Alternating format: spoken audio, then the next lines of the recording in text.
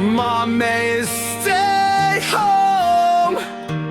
I am not feeling the best of the best because of the faintest feeling yesterday. I might have gotten something, and also the sleep did not help me.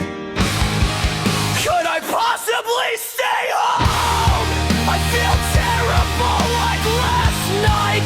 Not the throat thing, thankfully, but my stomach still feels like puking. Also, I have 2 reasons to stay at home. I feel terrible 2. I feel terrible 3. I might be sick 4. I have work that I can't do,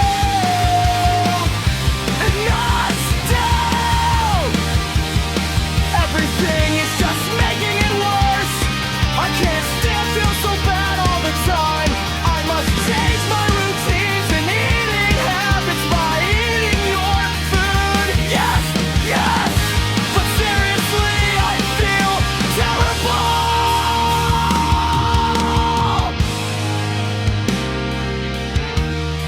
I did 3 assignment this